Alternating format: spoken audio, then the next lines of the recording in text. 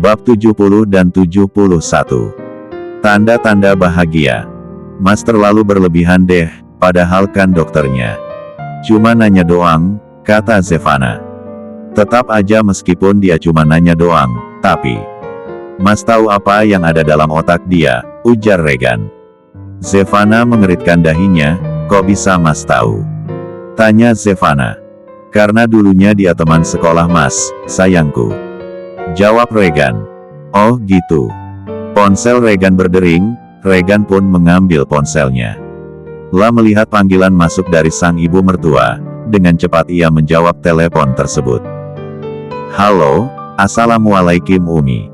Apa sudah selesai jamunya? Tanya Regan. Di seberang telepon Umi Arzila menjawab, Waalaikumsalam. Sudah nak. Jemputlah jamunya, ujar Umi Arzila. Baik Umi. Terima kasih banyak Umi, maaf selau merepotkan Umi, ucap Regan tak enak hati. Sama-sama nak. Umi tidak merasa direpotkan kok, sahut Umi Arzila. Dan setelah Mia panggilan pun berakhir, Regan segera menghubungi Coki sang bodyguard. Halo Coki, tolong kau pergi ke rumah mertua saya, ambil jamu dan antarkan ke perusahaan sekarang juga. Perintah Regan saat panggilan telepon terhubung. Baik Tuan Muda, jawab Coki dan panggilan PIN berakhir. Mas aku lapar, ucap Zevana tiba-tiba. Kening Regan berkerut, udah gak sakit lagi kah? Tanya Regan. Masih, tapi agak mendingan lah, bisa ditahan. Sekarang sakit perutnya karena lapar, jawab Zevana. Sambil nyengir, Regan tertawa kecil seraya mengelus kepala Zevana yang tertutup jilbab. Sayang mau makan apa? Tanya Regan.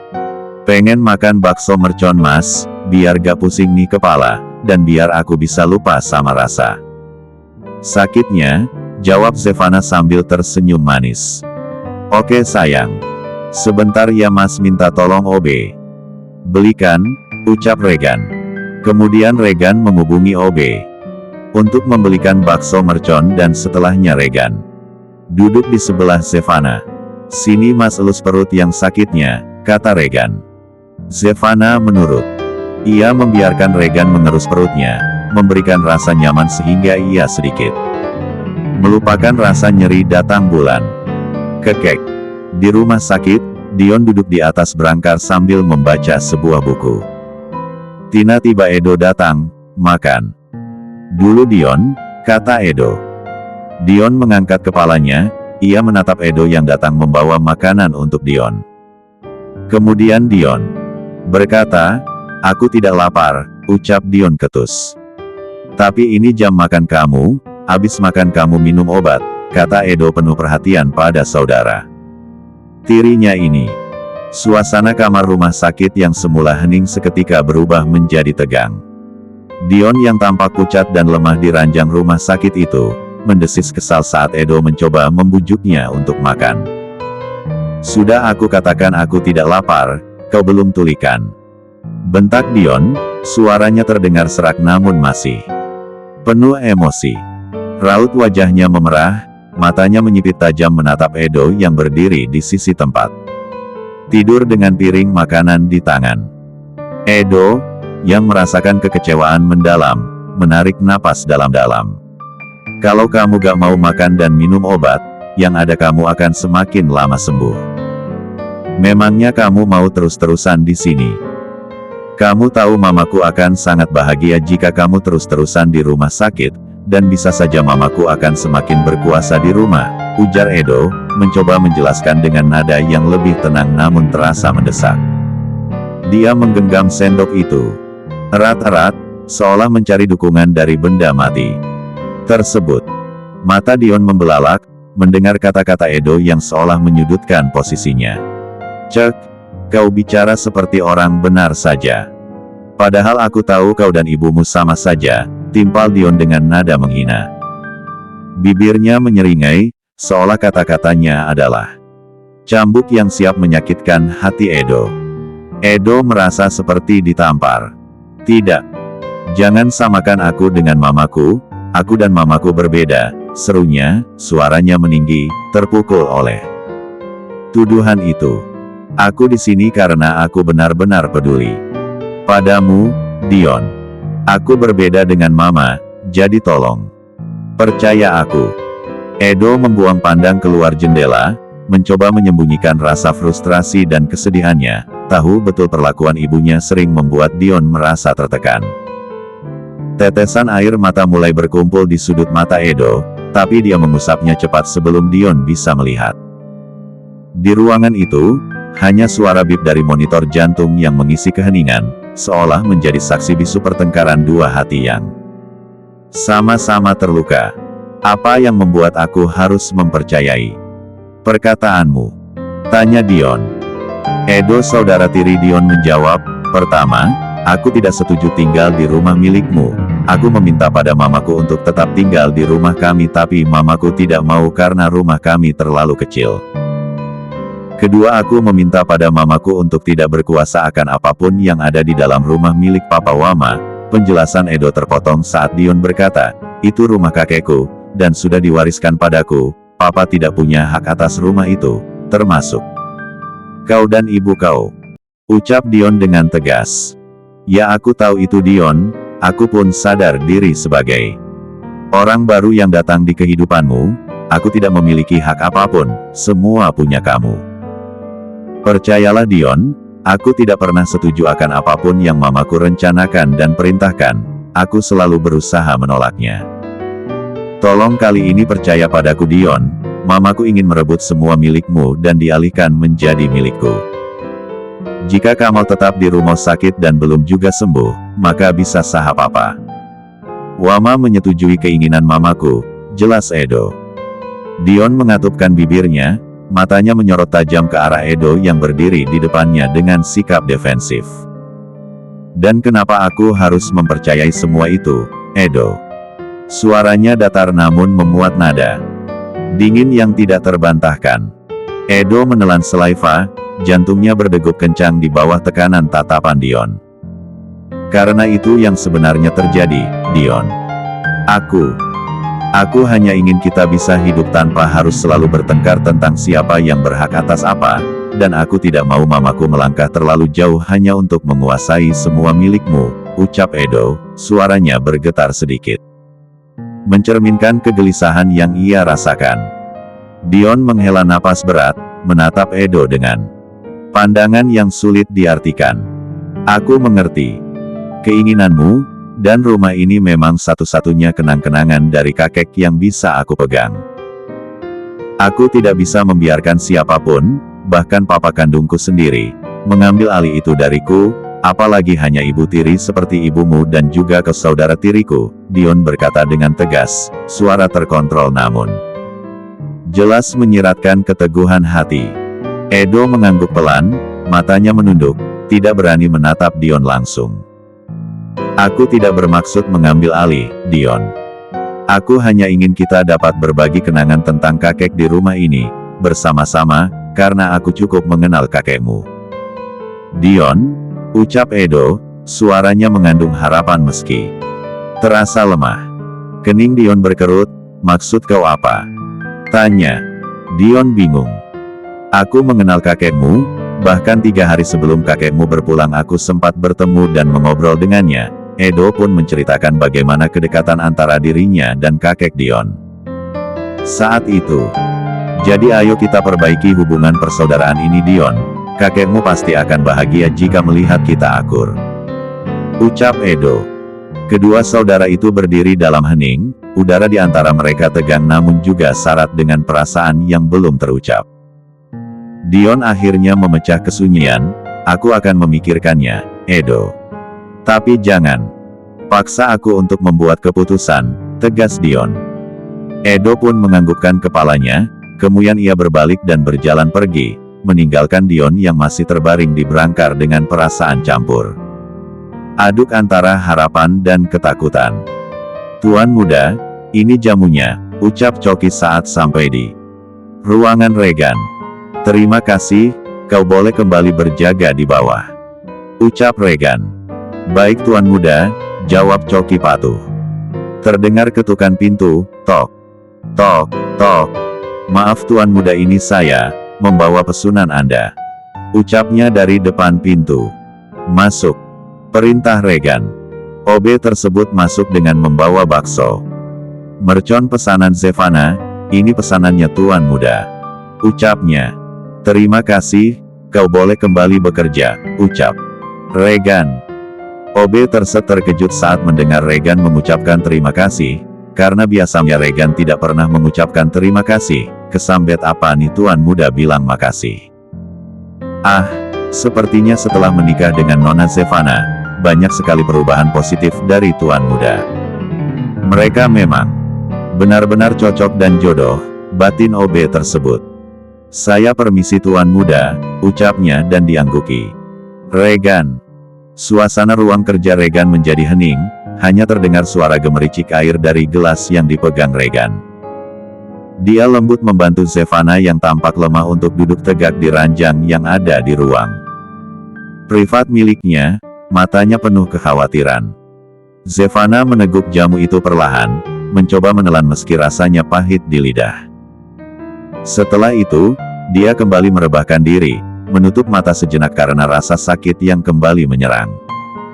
Regan duduk di sisi ranjang, mengelus wajah Zevana dengan penuh kasih. Sayang, gak jadi makan? Tanyanya dengan suara yang berat, hatinya terasa berat melihat kondisi Zevana yang tak kunjung membaik. Zevana menggeleng lemah, nanti aja mas, perutku terasa sakit lagi. Kalau gak mas makan aja duluan, ucapnya, suaranya terdengar serak dan lelah. Regan menggeleng, tangannya masih lembut membelai rambut Zevana, karena Zevana sudah melepas jilbabnya sebelum tiduran di atas ranjang.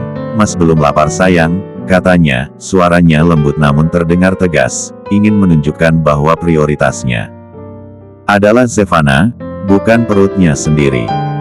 Mas gak balik meeting? Tanya Zevana dengan suara yang hampir tidak terdengar, matanya masih tertutup, berusaha mencari kenyamanan meski rasa sakit menggelayutinya. Meetingnya sudah selesai sayang, kenapa mau pulangkah? Jawab Regan, berusaha menyesuaikan suaranya agar tidak terdengar cemas. Zevana hanya mengangguk perlahan, menunjukkan keinginan terdalamnya untuk kembali ke rumah, ke tempat yang mungkin bisa membuatnya merasa lebih baik. Regan segera mengambil keputusan, ya sudah, ayo kita pulang. Dia segera mengatur segala keperluannya, memastikan Zevana nyaman sebelum perlahan membantunya turun dari ranjang dan bersiap untuk meninggalkan ruangan tersebut, menuju ke rumah. Di perjalanan tiba-tiba Zevana ingin makan es krim, entahlah Zevana ketika sedang datang bulan selali seperti orang uang sedang mengidam, tiba-tiba ingin makan ini, tiba-tiba ingin makan itu. Mas, beliin es krim dong, aku pengen es krim, kata Zevana. Regan yang duduk di sebelah Zevana pun meloneh. Kamu seperti orang mengidam saja sayang, katanya. Aku juga gak tahu mas, kenapa setiap lagi datang bulan malah seperti orang ngidam, jawab Zevana. Regan tersenyum, ia mengecup dahi Zevana. Sementara itu di bangku kemudi Chico memutar bola mata malas, nasib jadi jomblo gini banget. Harus banget ngelihat bos sendiri bucin ke istrinya. Kapan ya, aku bisa kayak mereka? Pengen nikah juga aku jadinya. Tapi sama siapa woilah? Teriak Chico dalam hatinya. Chico, kita beli es krim dulu, kata Regan. Baik tuan muda, jawab Chico. Sesampainya di toko es krim, Chico pun menghentikan mobilnya. Ayo mau ikut atau mau tunggu di mobil? Tanya Regan. Aku tunggu di mobil aja mas. Lagian om Chico juga turun kok, jawab Zevana. Oke baiklah. Sayang mau rasa apa es krimnya? Tanya Regan. Mau rasa coklat aja mas, jawab Zevana. Regan pun mengangguk kemudian turun dan masuk ke toko es krim. Saya mau es krim coklat 3, pinta Regan. Baik tuan, totalnya silahkan bayar di kasir. Regan mengangguk dan berlalu menuju kasir dengan membawa 3 box es krim. Kak Regan, sapa seorang wanita. Regan menoleh, Namun setelahnya ia acuh dan segera membayar es krim tersebut lalu pergi. Wanita tadi mengejar Regan. "Kak Regan, tunggu," panggilnya. Regan menghentikan langkah kakinya, lalu menoleh. Wanita itu menatap wajah Regan dengan senyuman. "Apa kabar kak? Kakak semakin tampan," ucap wanita itu. "Jangan memanggilku dan jangan mengikuti aku. Tidak mengenal kau," tegas Regan, lalu ia pergi. Wanita itu terus saja mengikuti Regan sampai ke mobil. Zevana yang ada di dalam mobil pun mengeritkan dahinya saat melihat seorang wanita mengikuti Regan. "Siapa wanita itu?" gumamnya, bertanya. Kemudian Zevana membuka pintu mobil. "Sayang, ini es krimnya," ucap Regan. "Siapa dia mas?" tanya Zevana sambil menunjuk wanita itu. Regan menoleh. "Sudah aku katakan kau jangan mengikutiku, apa kau tidak mendengar?" bentak Regan. "Kak Regan, dia siapa? Kenapa kakak memanggilnya sayang?" tanya wanita itu. "Dia istriku, pergi kau," usir Regan. Wanita itu terbelalak. "Li istri?" Bersamaan dengan itu Chico datang. "Kau kenapa di sini?" tanya Chico. "Apa benar Kak Regan sudah menikah?" tanya wanita itu. Chico mengangguk. "Ya, dia sudah menikah," jawabnya. Kemudian Chico masuk ke dalam mobil. Di dalam mobil Zevana memalingkan wajahnya. Ia tampak kesal melihat Regan. "Sayang, kok jauhan sih?" "Sini dekat mas," kata Regan. "Males," jawab Zevana ketus. Chico yang berada di bangku kemudi tampak canggung. "Waduh, pada kenapa nih? Jangan bilang lagi perang dunia," batinnya. Diam membisu, Zevana terus memandang keluar jendela dengan tatapan kosong. Wajahnya yang biasanya ceria kini tergantikan oleh ekspresi murung dan bibir yang cemberut. Rasa kesal menguasai dirinya, terutama ketika memikirkan wanita misterius yang tadi mengikuti Regan dan memanggil Regan. "Kenapa harus ada orang lain di antara kita?" gumamnya dalam hati. Sementara itu, Regan yang duduk di sampingnya mulai gelisah melihat sikap dingin Zevana. "Sayang, hei, kok gitu? Kenapa mas buat salah ya sama kamu?" tanya Regan. Zevana tak menjawab, ia masih memalingkan wajahnya, menatap ke arah jendela mobil. "Pakai acara nanya segala lagi, gak sadar banget jadi orang. Lagian siapa si perempuan tadi, bikin bad mood aja ih," batinnya dalam hati. "Sayang," panggil Regan sekali lagi, namun Zevana tetap tidak menjawab. Zevana melipat tangan di bawah dadanya, bibirnya cemberut kesal.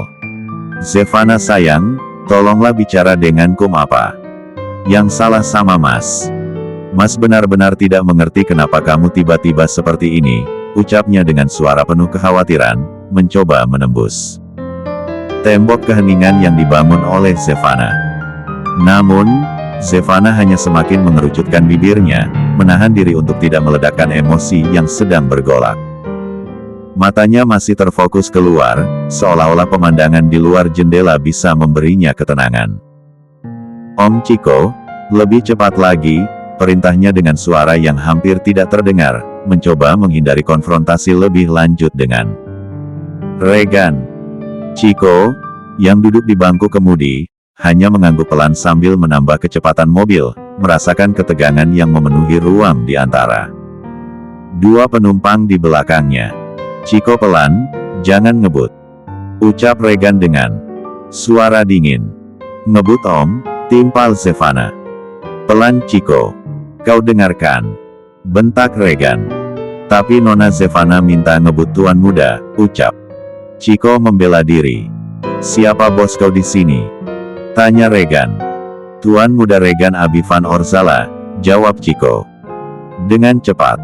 "Bagus kalau kau mengerti, sekarang pelankan laju mobilnya," perinah Regan. "Jangan pelan om, ngebut. Aku ingin cepat sampai di rumah," pinta Zevana. Chiko menghentikan mobilnya, ia mengusap kasar wajahnya. Ya ampun, jadi serba salah, ini sebenarnya. Mau ngebut apa pelan sih? Tolong jangan buat saya bingung, keluh Chiko. Aku bilang ngebut Om Chiko, ucap Zevana kekeh. Gak, pelan saja Chiko. Keselamatan kita jauh lebih penting, tegas Regan. Ya udah kalau gitu cepat bukain pintu mobilnya. Aku mau naik ojek aja. Celetuk Zevana masih dengan ekspresi wajah kesalnya. Chiko dan Regan terbelalak mendengar permintaan Zevana. Wah, makin panjang nih urusannya, batin Chiko dalam hatinya. Sementara itu Regan membuang napas panjang. Sayang, udah ya ngambeknya. Oke, Mas tahu Mas salah. Mas tahu pasti kamu kayak gini karena perempuan tadi. Kan? Demi Allah Mas gak tahu dia siapa dan Mas juga gak tahu kalau dia ngikutin Mas sampai ke mobil. Udahan ya ngambeknya, please, mohon Regan. Zevana memutar bola mata malas, dalam hati ia bergumam, bohong banget kalau gak kenal. Masa ia gak kenal, sedangkan perempuan itu aja tadi manggil nama Mas Regan dengan panggilan kakak. Suasana di dalam mobil menjadi semakin menegangkan, dengan Regan yang masih mencoba mencari cara untuk memecahkan kebekuan, dan Zevana yang terus bersikukuh dengan kekesalannya. Beberapa saat kemudian mereka pun sampai di rumah. Zevana turun lebih dulu tanpa menunggu Regan membukakan pintu untuknya. Sementara Regan yang masih di dalam mobil hanya menghela napas. Chiko menatap prihatin sang tuan muda, yang sabat ya tuan muda. Gus pokoknya, kata Chiko. Apa yang Gus, saya tidak sakit, timpal Regan. Lia, fisiknya sih memang gak sakit, tapi hatinya yang sakit, balas Chiko. Regan berdecak, cek, kau ini. Saat Regan hendak keluar dari mobil, Chiko pun memanggilnya. Tuan muda, apa Anda benar-benar tidak mengenali wanita tadi? Tanya Chiko. Regan mengurungkan niatnya untuk keluar, kemudian ia menjawab, tidak, aku tidak mengenalinya. Memangnya kenapa? Apa kau kenal dia? Regan balik bertanya. Ternyata tuan muda benar-benar lupa. Dia Nesa tuan muda, adik kelas kita dulu, yang pernah tuan muda tolong saat dia diserempet motor di depan sekolah. Terus dia juga yang sering kasih tuan muda makanan kayak bekal sarapan pagi, terus coklat, dan tuan muda gak pernah terima itu semua. Semua itu Nesa titipkan pada saya dan saat saya kasih ke tuan muda menolak, akhirnya saya yang selalu makan. Ingat gak? Kata Chiko. Regan mencoba mengingat saat dirinya masih duduk di bangku sekolah menengah atas. Regan pun menganggukkan kepalanya, oh, ucapnya. Chiko melotot, cuma oh dong, ujarnya. Terus apa lagi? Timpal Regan. Ya apa kayak gitu responnya, kan dia udah berubah banyak loh, penampilannya aja sekarang udah berubah. Gak secupu zaman masih sekolah, kata Chiko. Gak penting banget, yang ada malah bikin aku pusing, karena dia tadi ngikutin aku dan manggil aku, jadi istriku marah. Ucap Regan yang kemudian Regan pun turun dari mobil dan menyusul Zevana. Lia sih benar juga kata tuan muda, gak penting juga sama perubahan Nesa, lagian tuan muda juga dah punya istri, Nona Zevana jauh lebih cantik daripada Nesa, gumam Chiko. Tapi Nesa boleh juga sih, lumayan cantik, lanjut Chiko, yang kemudian mulai menghidupkan kembali mesin mobilnya dan berlalu pergi. Sementara itu Zevana sudah berada di kamarnya, ia mengunci pintu kamarnya. Lalu mencabut kunci tersebut dan menyimpannya di dalam laci. Syukurin aku kunci kamarnya, biar gak bisa masuk kamar dia, ucap Zevana masih dengan ekspresi kesalnya. Kemudian Zevana melangkah mendekati tempat tidur, lalu duduk di sana.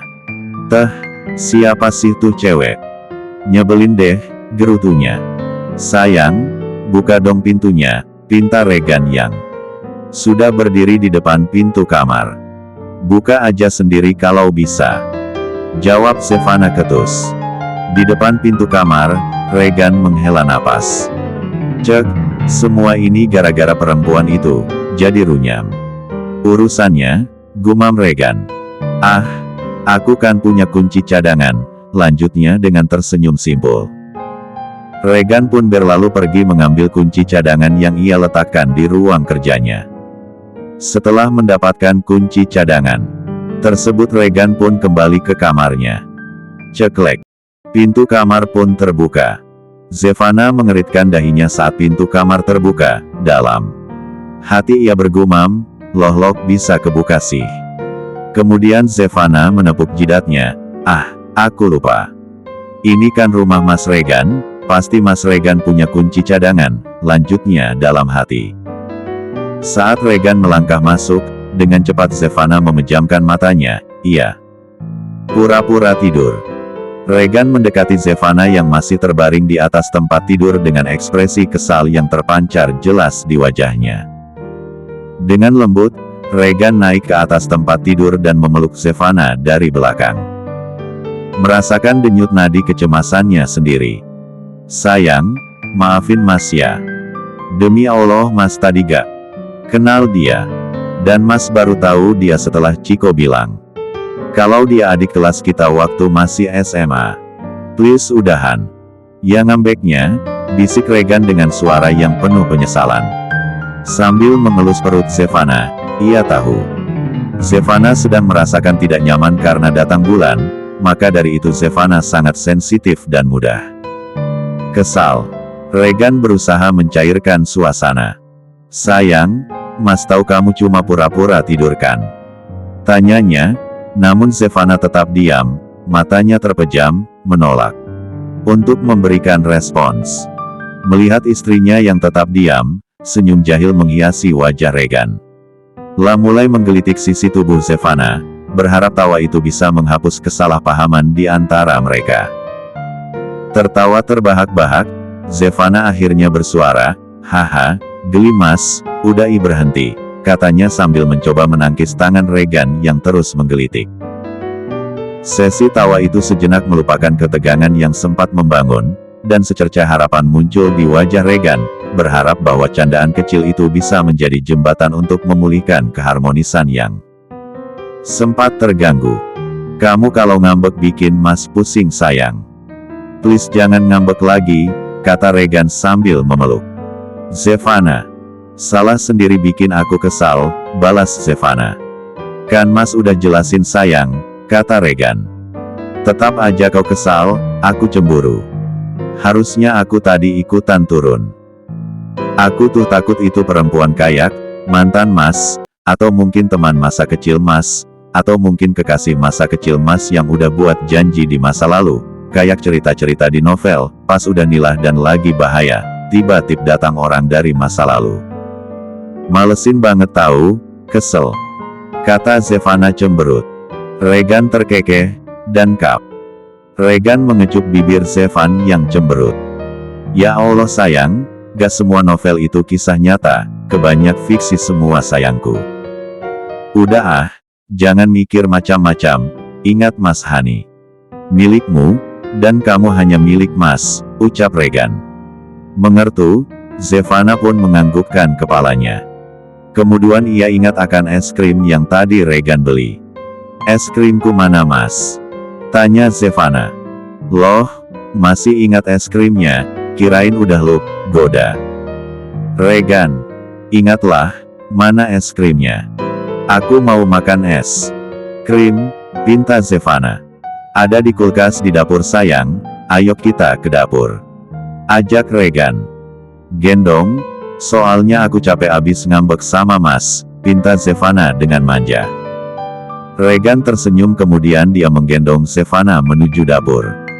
Para pelayan yang bekerja di rumah Regan tampak saling berbisik dan terenyuh bahagia, melihat keromantisan yang ada di depan mereka. Mas turunin aku dong, aku malu dilihatin para pelayan, bisik Zevana. Gak mau. Tadi kan kamu yang minta digendong, kata Regan. Sementara itu di dalam taksi, Nessa tampak termenung. Jadi ternyata Kak Regan udah nikah. Kenapa saat aku kembali dia sudah nikah? Mana istrinya cantik banget lagi, pantas aja Kak Regan luluh. Gumamnya. Padahal aku kembali ke Jakarta hanya untuk menemui Kak Regan San mengungkapkan perasaanku. Tapi, lirihnya. Oke Nessa, lebih baik lupakan Kak Regan, dia sudah menjadi suami orang. Kamu tidak boleh menjadi pelakor, lanjutnya. Tapi aku masih cinta Kak Regan. Aku harus. Gimana, keluhnya? Maaf mbak, ini mbaknya mau kemana ya? Tanya. Supir taksi. Ah, itu pak. Saya mau ke taman depan pak. Tolong. Berhenti di depan ya, ucap Nessa. Baik mbak, jawab supir taksi tersebut. Sesampainya di taman, Nessa pun turun. Saat ia melangkah ia melihat seseorang yang ia kenali. Kak. Chiko. Kakak masih ingat aku kan? Tanya Nessa. Chiko menoleh. Hai masih kok, Nessa kan? Balas. Chiko. Nessa tersenyum simpul. Iya kak. Kirain kakak bakalan lupa sama aku, kayak Kak Regan, ujar Nessa. Gak kok, aku ingatlah sama kamu. Ya, meskipun kamu udah berubah banyak, mulai dari penampilmu yang semakin cantik, balas Chiko sambil tersenyum. Nessa membalas senyuman Chiko dengan malu-malu.